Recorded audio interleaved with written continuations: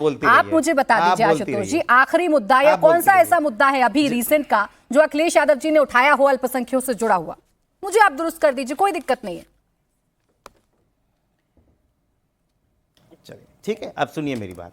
जब आप टाइमलाइन देख रही तो आप देख रही सनातन के बारे में क्या बोल रही। दूसरा ट्वीट, जो पहले ट्वीट के नीचे जो आपने स्किप कर दिया, उन्होंने उस आर्मी आदमी की बात उठाई जो पीडीए का है, जिसका घर यहाँ बुलडोजर से गिरा दिया, वो वहाँ पे बॉर्डर पे खड़े होकर रो रहा है। आपने जिक्र नहीं किया क्योंकि वो डिबेट में सूट नहीं कर रहा है आपको। इसलिए मैं कहता हूँ हमारे नेता को ठीक से देखना शुरू कीजिए, आपको समझ में आ जाएगा कि समाजवाद क्या है। और जो ये लोग परेशान है ना कि सनातन सनातन सनातन कर रहे हैं, हम फिर कह रहे हैं सनातन इस समय सबसे ज्यादा पीड़ित है। नहीं, और इन पीड़ितों के लिए सबसे बड़ी वजह है भारतीय जनता जवाब पार्टी आपको रोहित जी का ढोंगी देंगे। चेहरा, नहीं, भारतीय जनता पार्टी का जवाब ये चोर रोहित जी वाला देंगे, चेहरा। लेकिन मैं फिर कह रही हूँ आशुतोष जी, और मैंने रोहित जी बहुत का मैं ठीक जवाब से दे देखा सकता हूं, है, लेकिन मैंने बहुत ठीक से देखा है, और पीडीए वाली आप जो बात कर रहे हैं मैंने वो भी देखा है, लेकिन अल्पसंख्यकों का जिक्र नहीं है ना। ये दोनों बातें आप कोरिलेट नहीं कर सकते हैं ना।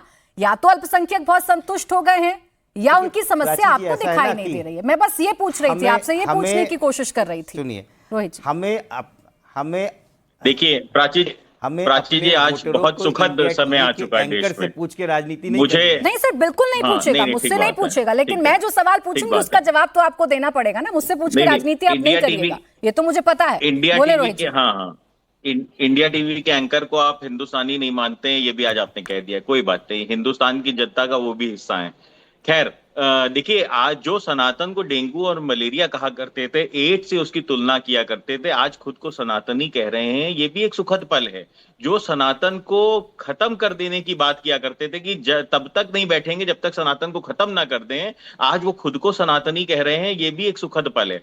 इन्होंने पूछा आशुतोष जी ने कि अल्पसंख्यकों के लिए क्या किया सरकार ने, तो मैं 2-4 पॉइंट बता देता हूं। बाकी किया तो बहुत कुछ है, क्योंकि जितनी भी योजनाएं आई हैं कोई भी धर्म और जाति के हिसाब से नहीं आई है, परंतु 3-4 पॉइंट ऐसे बता रहा हूं जो स्पेसिफाइडली अल्पसंख्यकों के लिए सरकार ने अल्पसंख्यक छात्रों के लिए विभिन्न छात्रवृत्ति योजनाएं लेके आई है सरकार।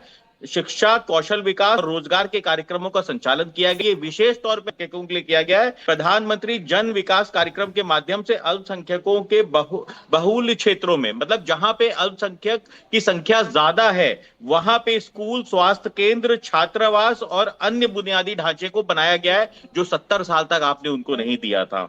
रियायती दरों पे स्वरोजगार और व्यवसाय के उपलब्ध कराया। और ये विशेष योजनाएं आई हैं जो अल्पसंख्यकों के लिए आई हैं। तो आप जी कृपया करके ना जनता को गुमराह किया। मैं इसका जवाब पहले सनातनियों को गुमराह करते थे, सनातनियों को कहा करते थे कि सनातन की तुलना आप डेंगू और मलेरिया से करते थे। उस समय आपके मुंह से आवाज नहीं निकलती थी। लेकिन रोहित जी, योजनाओं से ज्यादा नजर इस बात पर है कि कितने मुस्लिम नेताओं को टिकट दिया जाता है, कितने अल्पसंख्यकों को टिकट दिया जाता है। अब एक भी योग्य मुसलमान नहीं मिलता।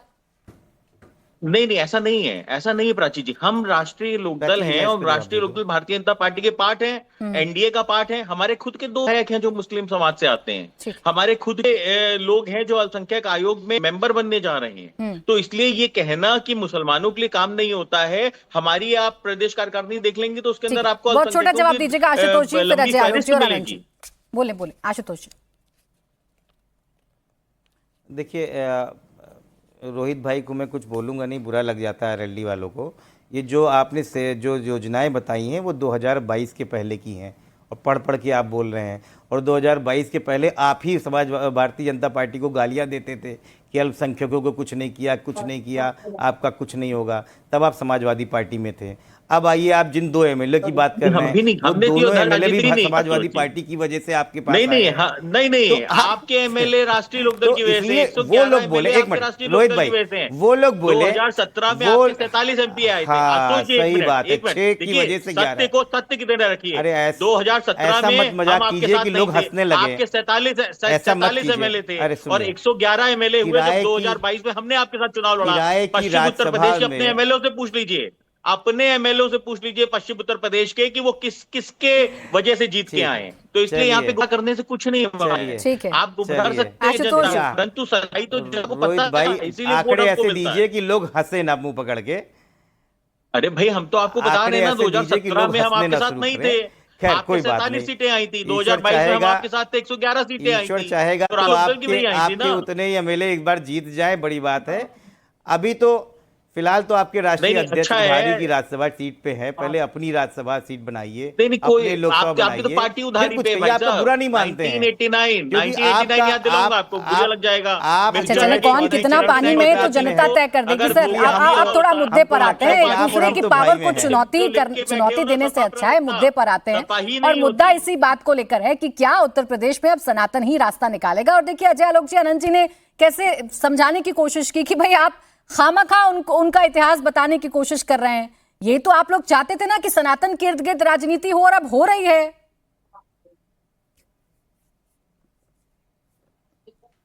देखिए, किसी का इतिहास हमें बताने की जरूरत नहीं है। इतिहास एक ऐसा कड़वा सच है जो हमेशा सबके सामने रहता है, बस उसको याद दिलाया जाता है। और राजनीति में तो वैसे भी मुर्दों को कभी गाड़ा नहीं जाता है, उनको बचा के रखा जाता है कि ताकि समय समय पर उनको दिखाया जा सके कि देखिए ये आपके करतूत हैं। हम बस करतूत याद दिला रहे हैं और कुछ नहीं। सनातनी बनने के लिए बहुत बहुत स्वागत है, सब कोई सनातनी बने। पूरा देश, हम तो कहते हैं कि इस देश का हर व्यक्ति हिंदू है। 99.9% मुसलमान कन्वर्टेड है, उनका डीएनए हिंदू का है, इसमें क्या डाउट है। लेकिन ये बात कहने की हिम्मत आशुतोष में नहीं आएगी। इतनी देर बात हो गई, कृष्ण भगवान का एक बार भी नाम नहीं लिया, कृष्ण जन्म स्थान का एक बार भी नाम नहीं लिया।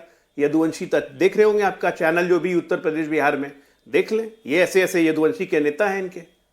यही अखिलेश यादव थे, प्राची जी याद होगा।